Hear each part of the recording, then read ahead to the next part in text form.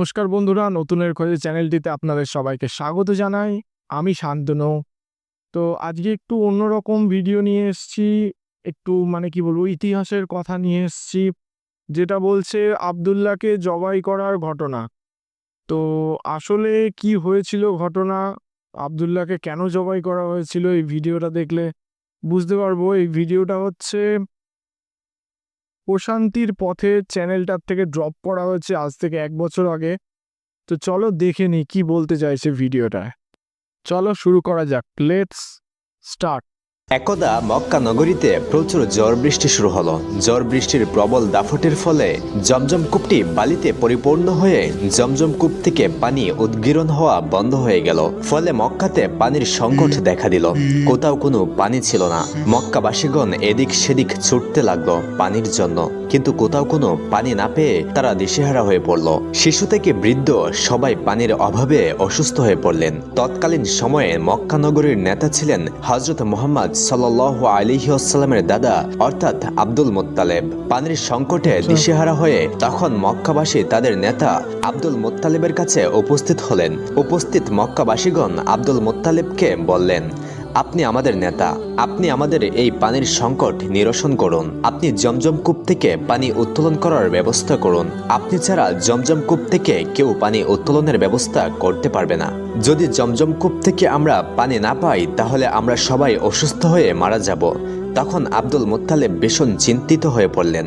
ভাবতে লাগলেন কিভাবে জমজম কূপ থেকে পানি উত্তোলন করা যায়। তিনি অনেক চিন্তা করলেন, কিন্তু কোনো উপায় পেলেন না। তখন তিনি মহান আল্লাহর দরবারে 2 হাত তুলে বিভিন্ন ধরনের মানত করলেন, কিন্তু কোনো মানতেই আল্লাহর দরবারে কবুল হলো না। এক পর্যায়ে আব্দুল মুত্তালিব দিশেহারা হয়ে আল্লাহ তাআলাকে বললেন, হে আল্লাহ, জমজম কূপ থেকে পানি উত্তোলন করার ব্যবস্থা করে দিন। বিনিময়ে আমি আমার 10 সন্তান থেকে একটি সন্তানকে জবাই করে দিব। আব্দুল মুত্তালিব এই মানত করলেন যে জমজম কূপ থেকে পানি বের হলে তার 10 সন্তান থেকে একটি সন্তানকে তিনি জবাই করে দিবেন। আব্দুল মুত্তালিব মানত করতে দেরি, কিন্তু মহান আল্লাহ তাআলার দরবারে তার মানত কবুল হতে দেরি হয়নি। মহান আল্লাহ তাআলা আব্দুল মুত্তালিবের মানত কবুল করে নিলেন এবং সঙ্গে সঙ্গে জমজম কূপ থেকে পানি উদ্গীরণ শুরু করে দিল। জমজম কূপ থেকে পানি বের হতে দেখে মক্কাবাসী অবাক হয়ে গেলেন এবং সবাই আনন্দিত হয়ে গেলেন। জমজম কূপ থেকে পানি পেয়ে সবাই সুখে শান্তিতে বসবাস করতে লাগলো। এরই মধ্যে আব্দুল মুত্তালিব তার মানত ভুলে গেলেন। একদা আব্দুল মুত্তালিব ঘুমিয়েছিলেন। তিনি স্বপ্নে দেখলেন মহান আল্লাহ তাআলা তাকে বলছেন, হে আব্দুল মুত্তালিব, তুমি তো মানত করেছিলে জমজম কূপ থেকে পানি উদ্গীরণ হলে তুমি তোমার 10 সন্তান থেকে একটি সন্তানকে জবাই করে দিবে। তুমি তোমার মানত পূর্ণ করো। আব্দুল মুত্তালিব তখন ঘুম থেকে জাগ্রত হলেন এবং তিনি উঠে বসলেন। তারপর তিনি চিন্তা করলেন, আসলেই তো আমি তো মানত করেছিলাম জমজম কূপ থেকে পানি বের হলে আমি আমার 10 সন্তান থেকে একটি সন্তানকে জবাই করে দিব, কিন্তু আমি আমার মানতের কথা ভুলে গিয়েছি। আব্দুল মুত্তালিব তার এই স্বপ্নের কথা কাউকে কিছু বললেন না। পরদিন রাতের বেলা তিনি আবারও স্বপ্ন দেখলেন। মহান আল্লাহ তাআলা তাকে বলছেন, হে আব্দুল মুত্তালিব, তুমি তোমার মানত পূর্ণ করো। এবারও তিনি কাউকে কিছু বললেন না। তৃতীয় দিনে তিনি একই স্বপ্ন দেখলেন। মহান আল্লাহ তাআলা তাকে বলছে, হে আব্দুল মুত্তালিব, তুমি তোমার মানত পূর্ণ করো। তুমি তোমার 10 সন্তানের মধ্য থেকে একটি সন্তানকে জবাই করো। যদি তুমি 7 দিনের মধ্যে তোমার মানত পূর্ণ না করো তাহলে তোমার 10 সন্তানই মৃত্যুবরণ করবে এবং জমজম কূপ থেকে পানি বের হওয়া বন্ধ হয়ে যাবে। এবার আব্দুল মুত্তালিব স্বপ্ন দেখে ভীষণ ভয় পেয়ে গেলেন। তিনি চিন্তা করতে লাগলেন, কারণ 10টি সন্তানের মধ্যে কাকে তিনি জবাই করবেন। তিনি ভীষণ চিন্তিত হয়ে পড়লেন। এরপর তিনি সকালবেলা তাওরাত পণ্ডিতদের ডাকলেন। তাওরাত পণ্ডিত আব্দুল মুত্তালিবের কাছে আসলেন। তখন আব্দুল মুত্তালিব তাদেরকে বললেন, হে পণ্ডিতগণ, মহান আল্লাহ তাআলার দরবারে আমি মানত করেছিলাম জমজম কূপ থেকে পানি বের হলে আমি আমার 10 সন্তানের মধ্য থেকে এক সন্তানকে জবাই করব। আমার মানত মহান আল্লাহ রাব্বুল আলামিন কবুল করেছেন এবং জমজম কূপ থেকে পানি উদ্গীরণ হয়েছিল, কিন্তু আমি আমার মানতের কথা ভুলে গিয়েছিলাম। গত 3 রাত পর্যন্ত মহান আল্লাহ তাআলা আমাকে স্বপ্নে দেখিয়েছেন। মহান আল্লাহ তাআলা আমাকে বলেছেন আমার মানত পূর্ণ করতে, আমার 10 সন্তানের মধ্য থেকে এক সন্তানকে জবাই করতে। আমি যদি আমার মানত পূর্ণ না করি তাহলে মহান আল্লাহ তাআলা আমার 10 সন্তানকেই নিয়ে নেবেন এবং জমজম কূপ থেকে পানি বের হওয়া পুনরায় বন্ধ হয়ে যাবে। এখন আমি কি করতে পারি? তখন পণ্ডিতগণ বললেন, হে আব্দুল মুত্তালিব, যেহেতু আপনি মানত করেছেন এবং স্বপ্নে মহান আল্লাহ তাআলা আপনাকে সেই মানত পূর্ণ করতে বলেছেন, তাহলে অবশ্যই আপনাকে আপনার 10 সন্তান থেকে যে কোনো একটি সন্তানকে জবেহ করতে হবে। পণ্ডিতগণের কথা শুনে আব্দুল মুত্তালেব অত্যন্ত চিন্তিত হয়ে পড়লেন। তিনি কি করবেন ভেবে পাচ্ছিলেন না।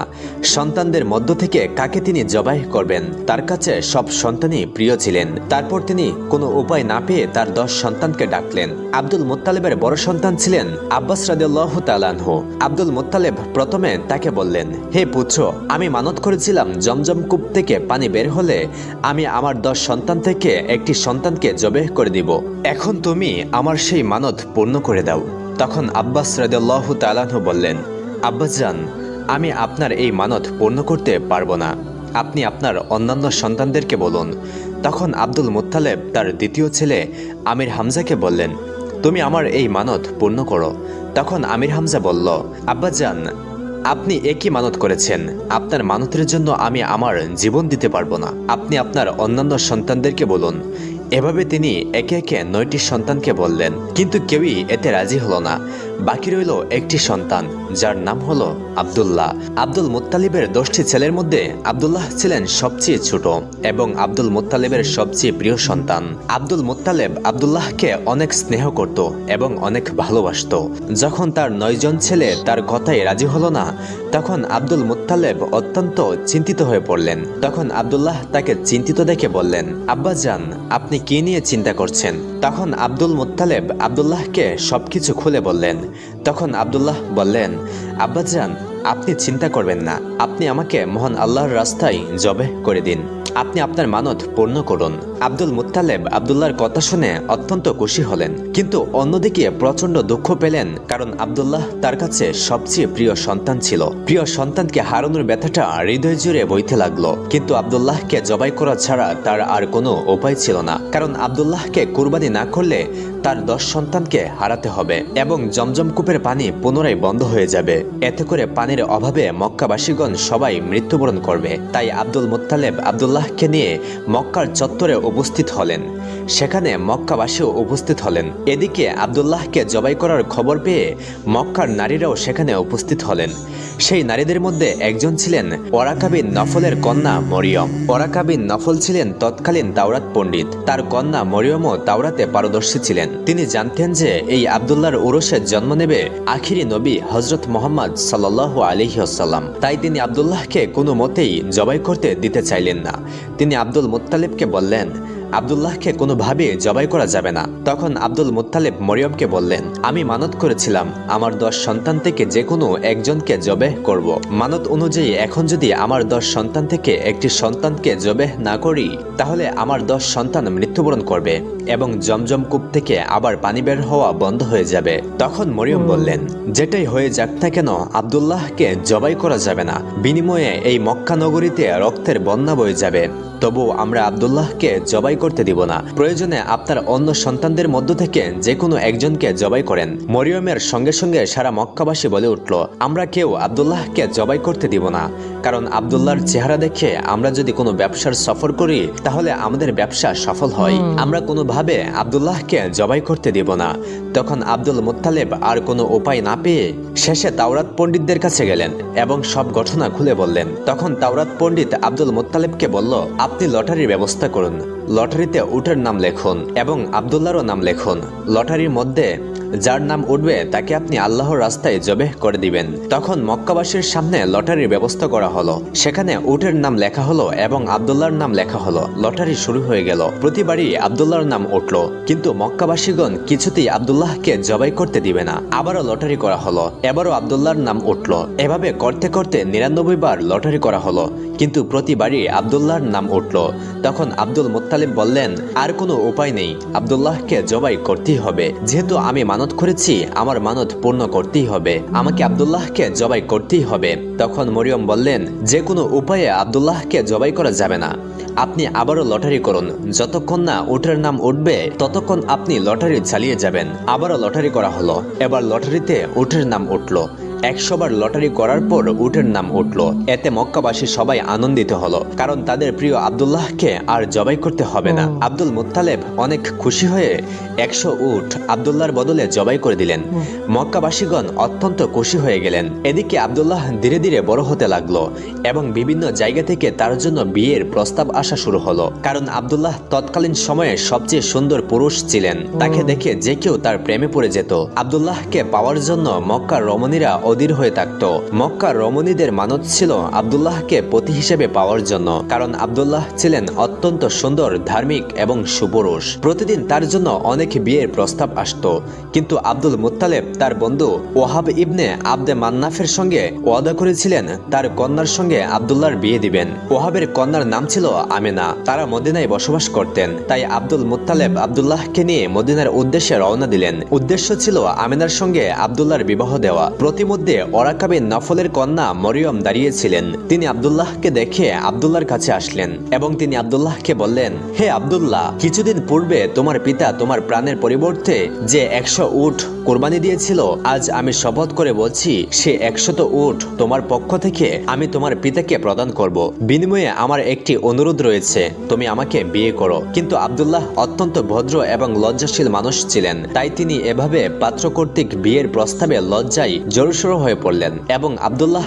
বললেন, আমি আমার আব্বার সঙ্গে আছি, তাকে ছেড়ে অন্যত্রে যাওয়া বা তার মতের বাইরে কিছু করা আমার পক্ষে সম্ভব নয়। এই কথা বলে আব্দুল্লাহ তার পিতার সঙ্গে মদিনার উদ্দেশ্যে রওনা হলেন। দীর্ঘ পথ পাড়ি দিয়ে তারা মদিনায় ওহাব ইবনে আবদে মান্নাফের নিকট পৌঁছে গেলেন। ওহাব ইবনে আবদে মান্নাফ তখন বনু জোহরা গোত্রের সর্দার ছিলেন। আলাপ আলোচনার পর তার কন্যা আমেনার সঙ্গে আব্দুল্লাহর বিবাহ হয়ে যায়। আমেনাও ছিলেন তার সম্প্রদায়ের মহিলাদের নেত্রী। আব্দুল্লাহ ঐতিহাসিক মতে বিবাহের পর শ্বশুর বাড়িতে 3 দিন ছিলেন। তারপর আমেনাকে বাড়িতে নিয়ে আসার পর আমেনার সঙ্গে আব্দুল্লাহর বাসর হয় এবং তাতে হযরত মুহাম্মদ সাল্লাল্লাহু আলাইহি ওয়াসাল্লাম আমেনার গর্ভে আসেন। মা আমেনার সঙ্গে বিয়ে হওয়ার পর একদিন আব্দুল্লাহ কোথাও যাচ্ছিলেন। প্রতিমধ্যে ওরাকা বিন নফলের কন্যা মরিয়ম দাঁড়িয়েছিলেন। মরিয়ম জানতেন না যে আব্দুল্লাহ ইতিমধ্যে বিয়ে করেছেন। আব্দুল্লাহকে দেখে সে আব্দুল্লাহর কাছে আসলেন, কিন্তু আব্দুল্লাহর দিকে একবার তাকিয়ে মরিয়ম আবার নিজের গৃহের দিকে ফিরে চলল। এতে আব্দুল্লাহ কিছুটা অবাক হয়ে তাকে জিজ্ঞেস করলেন, হে মরিয়ম, সেদিন না তুমি আমাকে বিয়ের জন্য প্রস্তাব দিয়েছিলে, কিন্তু আজ আমাকে দেখে কেন কথা না বলে চলে যাচ্ছ? তখন মরিয়ম বললেন, তুমি কি ইতিমধ্যে কাউকে বিয়ে করেছো, তার সঙ্গে রাত্রি যাপন করেছো?